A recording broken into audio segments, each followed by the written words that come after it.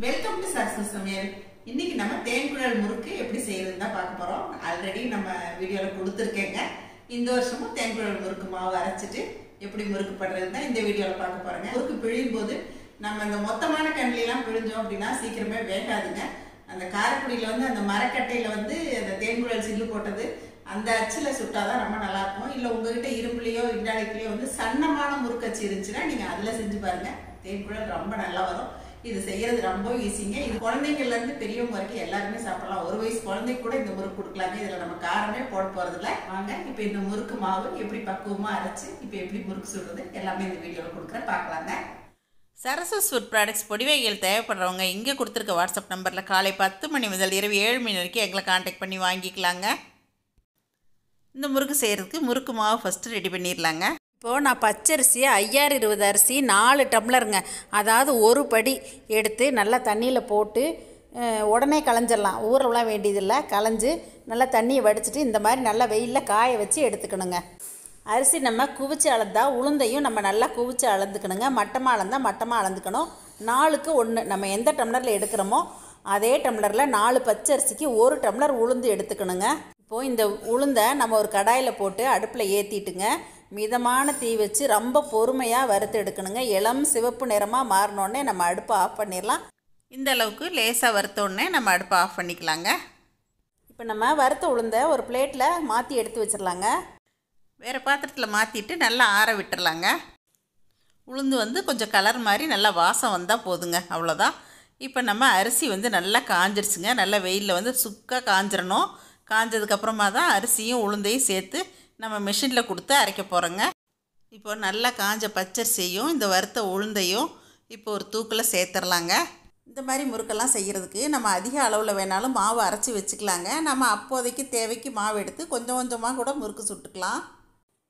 இப்போ இதை வெளியில் மிஷினில் கொடுத்து தான் அரைக்கணுங்க. அரைச்சிட்டு வந்ததுக்கப்புறம் பார்க்கலாம். இந்த மாதிரி மிஷினில் கொடுத்து அரைச்சிட்டு வர மாவை நல்லா வந்து நம்ம நியூஸ் பேப்பரை விரித்து விட்டு இந்த மாதிரி நல்லா உலர்த்தி எடுத்து வச்சுக்கணுங்க. அதே ஹீட்டில் வச்சுட்டு நம்ம முறுக்கு சுட்டோம்னா முறுக்கு செவந்து போயிடும். நல்லா ஆற வச்சு பாக்ஸில் போட்டு வச்சுக்கணுங்க.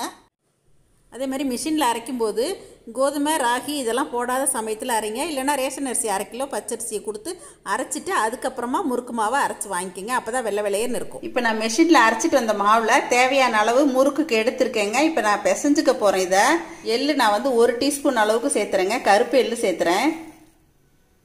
கொஞ்சமாக பெருங்காயத்தூள் சேர்த்துக்கலாங்க. இப்போ இதுக்கு தேவையான அளவு தூள் உப்பு சேர்த்துக்கலாங்க. என்கிட்ட இன்றைக்கி வெண்ணெய் இல்லாதனால கொஞ்சம் காஞ்சிட்ருக்க எண்ணெயில் தான் ஊற்ற போகிறேன். நீங்கள் வெண்ணெய் போட்டு செய்கிற மாதிரி இருந்தால் 1 கிலோ மாவுக்கு 100 வெண்ணெய் போட்டால் போதுங்க. ஒரு சில மாவு பக்குவத்துக்கு கொஞ்சம் கடுகடுப்பாக இருந்துச்சு அப்படின்னா நீங்கள் சுட்டுட்ருக்க எண்ணெயில் கொஞ்சம் ஊற்றி சுட்டுருங்க. ஃபஸ்ட்டு ஒரு 2-3 சுட்டு பார்த்துட்டு அந்த மாதிரி கூட நம்ம பண்ணிக்கலாம். ஆனால் 1 கிலோவுக்கு 100 வெண்ணெய் போதுமானதுங்க. முறுக்கு சுடுறதுக்கு நல்லா காய வச்சுருக்க எண்ணெயில் 3/4 கரண்டிங்க, இந்த குழிக்கரண்டியில் 3/4 கரண்டி அளவுக்கு எடுத்து அந்த முறுக்கு மாவோடு சேர்த்து இப்போ நல்லா பிசைஞ்சுக்கணுங்க. இப்போ நம்ம கொஞ்சம் கொஞ்சமாக தண்ணி விட்டு முறுக்கு மாவு பதத்துக்கு நல்லா பிசைஞ்சுக்கணுங்க. இப்போ மாவை இந்த அளவுக்கு முறுக்கு மாவு பதத்துக்கு நல்லா பிசைஞ்சாச்சுங்க. நான் வந்து இந்த மாதிரி ஒரு முறுக்கு அச்சு எடுத்திருக்கேங்க. இப்போ இந்த முறுக்கு அச்சுலேயும் வந்து பார்த்திங்கன்னா உள்ளேயெல்லாம் வந்து கொஞ்சம் எண்ணெய் தடவி வச்சுருக்கேன். அப்போ தான் அச்சில் வந்து ஒட்டாமல் வரும். இப்போ நம்ம அதை புழிஞ்சிடலாங்க. இப்போது நான் இந்த தட்டில் வந்து கொஞ்சம் எண்ணெய் தடவி வச்சுருக்கேங்க. இப்போ இதில் தான் நாங்கள் வந்து முறுக்கு புளியிறோம். இந்த மாதிரி பொறுமையாக புழிஞ்சிக்கலாங்க எல்லாத்தையும். இப்போ எண்ணெய் நல்லா காஞ்சிருச்சுங்க. நம்ம முறுக்கெல்லாம் அதில் எடுத்து போட்டுடலாம். எண்ணெய் காஞ்சதுக்கப்புறம் அடுப்பை வந்து நல்லா குறைச்சிட்டு போடுங்க. கொஞ்சம் மிதந்து வந்ததுக்கப்புறமா நம்ம பிரட்டி விட்டுக்கலாம். இப்போ கொஞ்சம் அடுப்பை தூண்டி விட்டுலாம். போட்டதுக்கப்புறம் கொஞ்சம் இந்த மாதிரி மிதந்து வந்ததுக்கப்புறம் தான் நம்ம பிரட்டி விடணுங்க.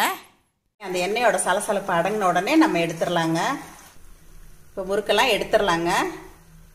பாருங்கள் எவ்வளோ அருமையாக வந்திருக்கு.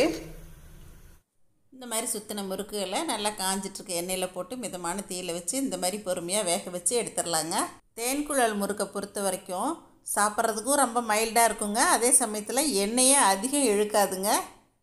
நம்ம சுட்ட முறுக்கையெல்லாம் இந்த மாதிரி ஒரு பாக்ஸில் ஏர்டைட் பாக்ஸில் போட்டு மூடி போட்டு வச்சுட்டா 10-15 நாள் 1 மாதமே ஆனாலும் அப்படியே இருக்குங்க. இங்கே பாருங்கள் நல்லா உடையுது, பொறுப்பாக வந்திருக்குங்க.